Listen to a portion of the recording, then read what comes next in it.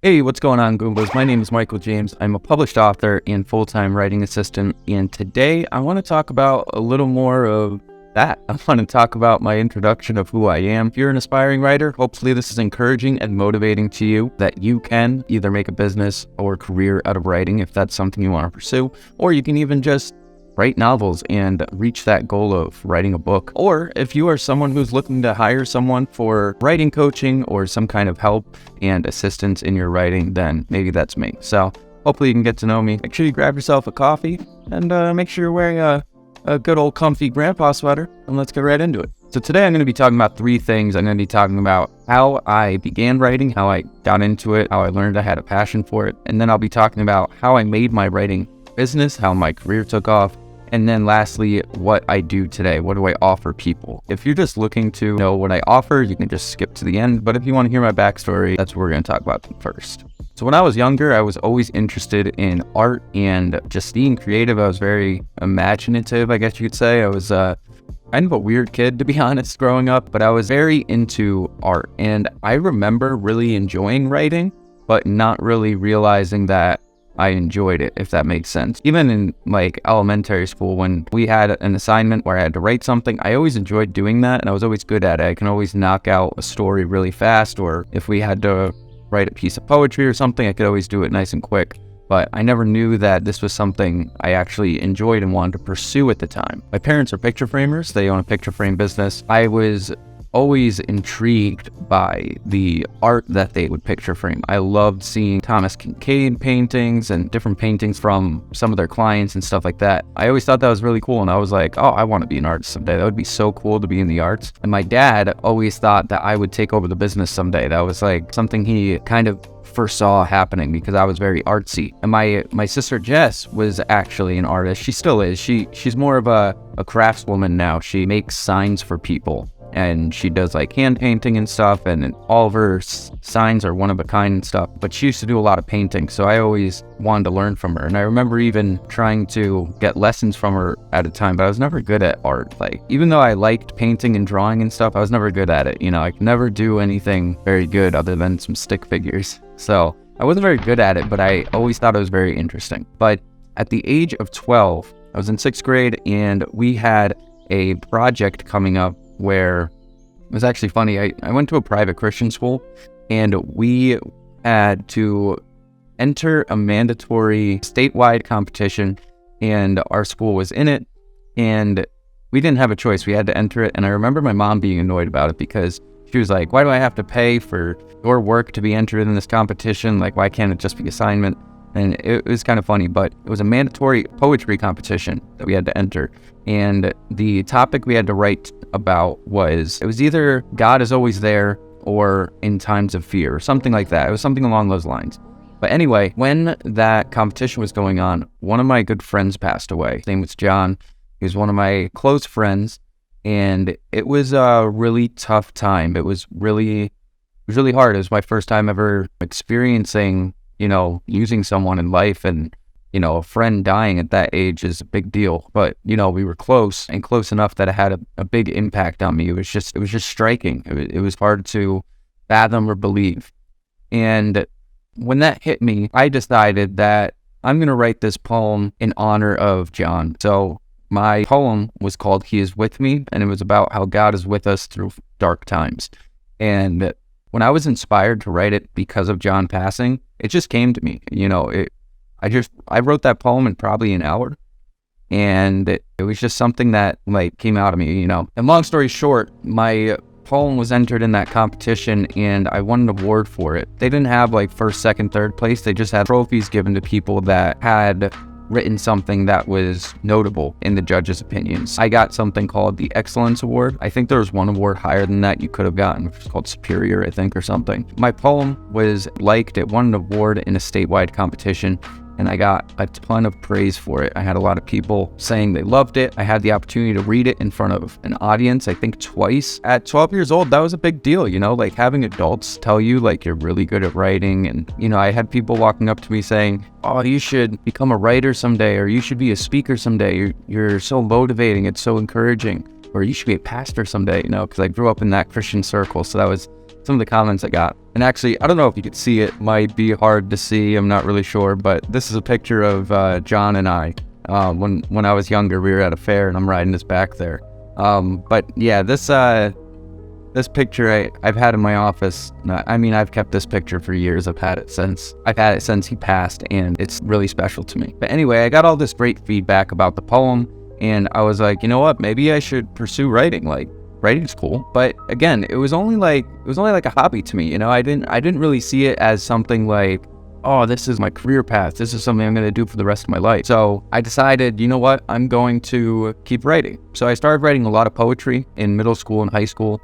I had a blog that I was very active on. I wrote a blog for a long time. Blog's not active anymore. You can't find it. And I just, I wrote in school. Like, I was always good in English class. And when we had to write book reports or essays or anything like that, I was always really good at that. Yeah, I loved writing. Sometimes somebody would bring it up like, oh, you can become a poet someday, or oh, you can write short stories someday, and that could be your thing. But never really thought of it that way. But then after high school, reality struck, and I realized I need to have a plan. Could have gone to college, but I was like, no, I wasn't a bad student, but I wasn't a good student either. I was kind of like that average student that didn't get any scholarships or anything.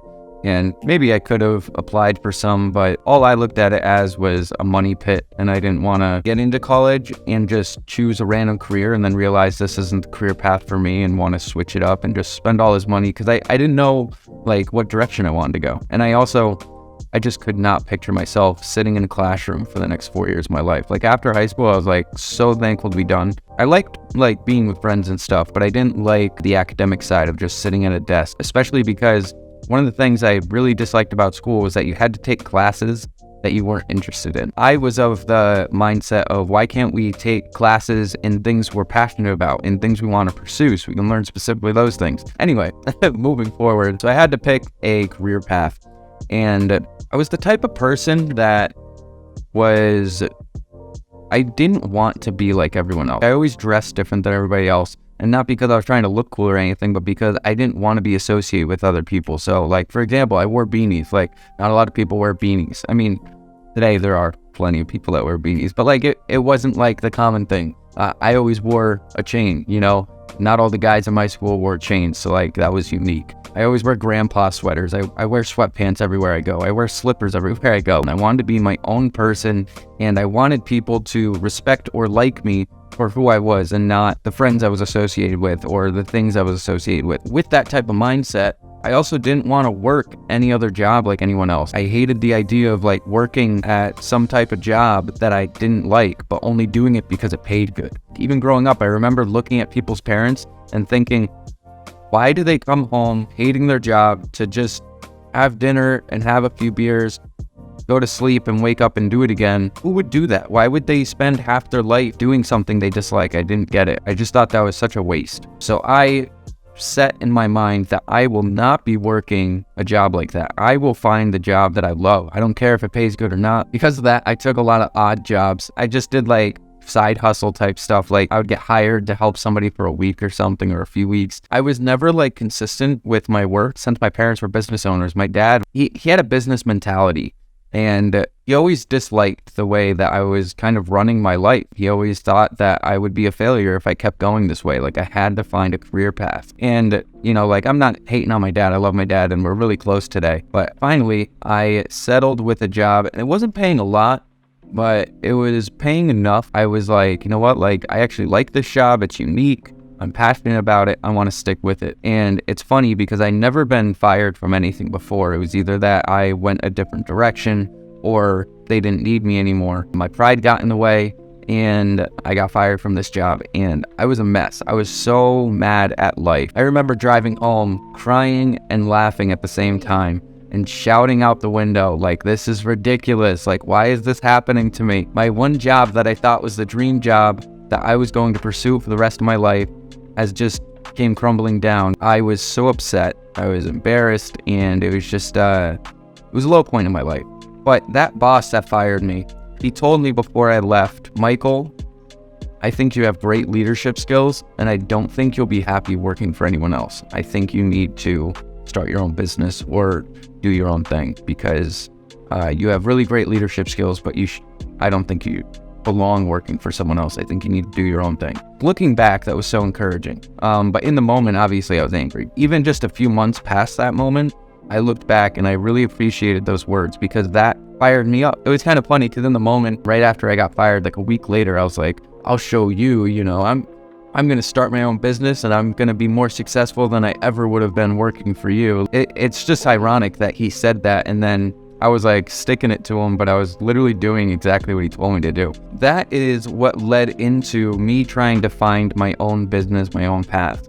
And something I was always really intrigued by was freelancing. I thought freelancing was super cool. I was like, you can work your own hours, you can do your own thing. You never have one boss you have to work for. You just do services for different people and then you're done. Like, I loved that idea. You can run your own business. I looked into like providing infographics and creating thumbnails for people, doing this or that, the other thing. I tried getting into video editing. I wasn't really good at that though. If you look at my old videos, you'll see that. I actually have a video editor right now. Shane's editing this video. Shane, you rock. But like I tried to get into other things, even like more physical things. I tried to get into drop shipping. I tried to get into white label. I tried to do all kinds of stuff and they were all failing.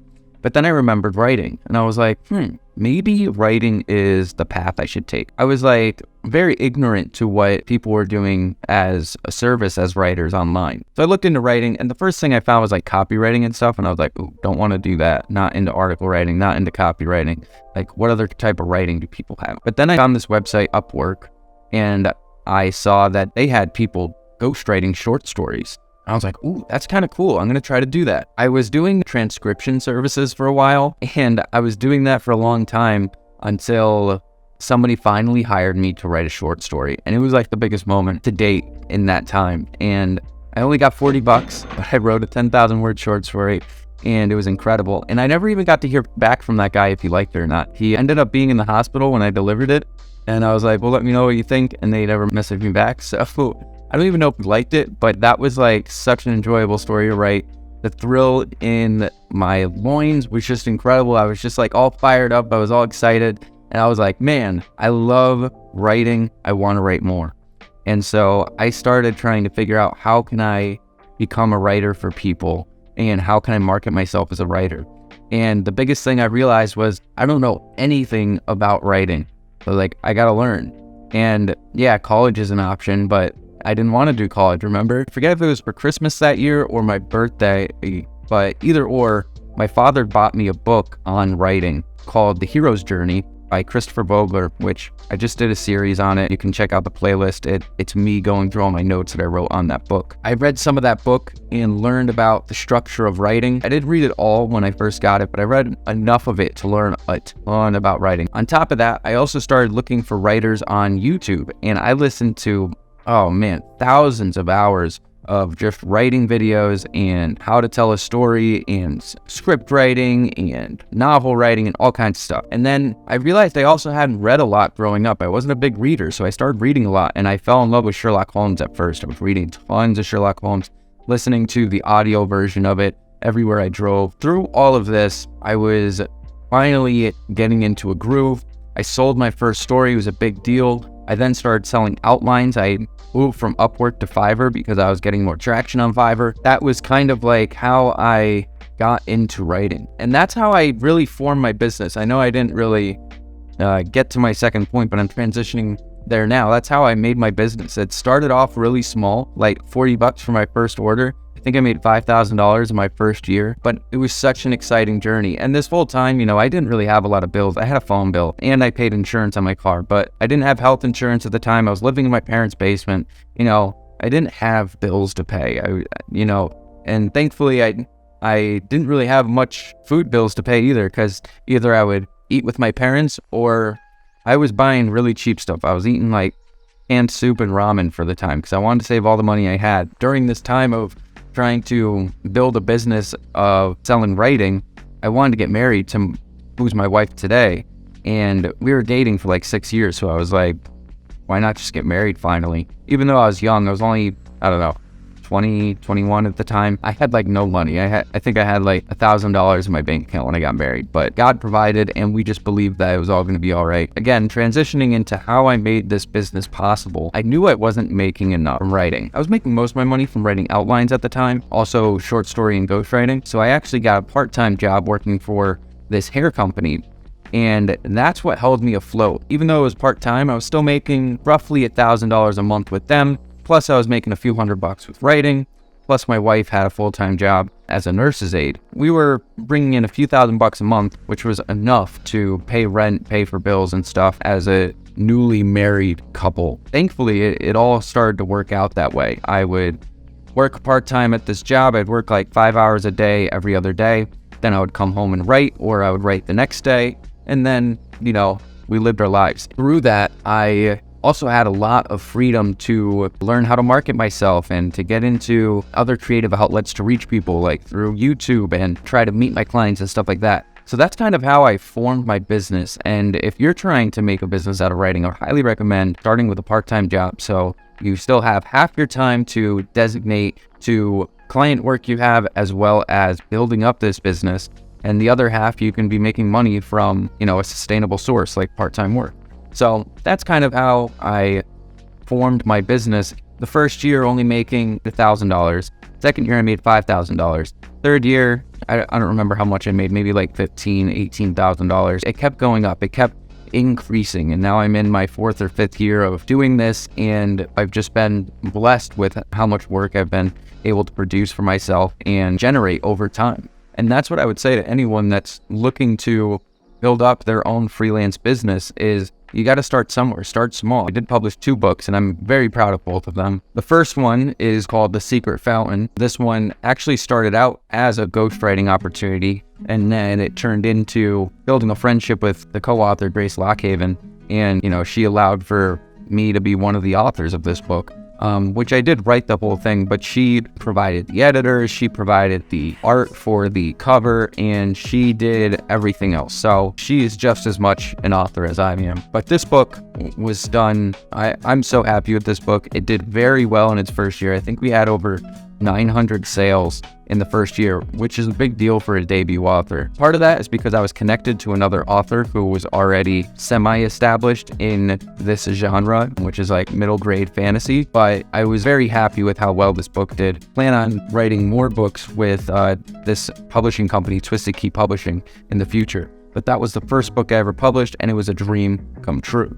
The second book I published was Letters from Lily, which I published with a lady that I met from the Philippines, and she was awesome to work with. And again, this was a ghostwriting opportunity, but it turned out that I was able to get my name on the cover, and I loved writing this story. This one's really good. This one is more of like adult or young adult fiction. It's a mystery, supernatural suspense novel, and it didn't do as well as my other book because this one is not tied to a publishing company. It was just self-published by C.E. Corrales, which kind of stinks because I actually really enjoyed this book and I wanted it to blow up a little more. That's okay. I sold a lot of copies personally. I bought them in bulk and was selling signed copies, which was great. So although it didn't do well online, I did pretty well selling it in person to friends and family and local people that wanted to support a local author. So through building my business and having time, both from only working part-time and having all this time on my hands, I was able to make ways that I can push my name out there more, whether it was through publishing books or through outlining and providing ghostwriting for other people. And that leads to how my business shifted. I realized that I was starting to get a little more outline orders than ghostwriting orders, and outlining paid better. Ghostwriting, people were really cheap online for the most part. So I disregarded most of the ghostwriting services and started just to do outlining solely. I transitioned into that last year, basically. So last year and part of the year before that, I solely was prioritizing outlining services and outlining for people. I didn't publish any of my own work last year, but I did have the opportunity of learning a lot. I spent a lot of time studying. And through that, I had some great deals with other people that I got my name acknowledged in them for being the outliner. So this one, for example, It's Time to Wake Up by Ian Weiss. This is actually an awesome book. It's very short, but it's a time management book. And I don't know if it will show up on camera, but my name is on the copyright page right there. It says Michael James as the outliner. But yeah, this book, it's nothing like super special. It's not like anything groundbreaking or new, but it just kind of goes over some great advice on time management skills. And I helped outline this book, which is really cool. And I am thankful that I got my name inside this book. So definitely check it out. And then probably the greatest achievement I've had as a writing assistant is outlining and providing feedback as Lanisha wrote her book, Me Power. This book is incredible. Me Power is about finding power within and understanding the word empowerment, a word that is oftentimes not correctly understood or defined. And a lot of it has to do with society and how we look at that word and how we look at where power comes from. A lot of people think that we are empowered by other people and the words that other people say. And this book is all about, arguing that is not true and that is not the case. And I loved working on this book. I helped outline it. And then from there, Lanisha had me help her with just providing feedback on her writing.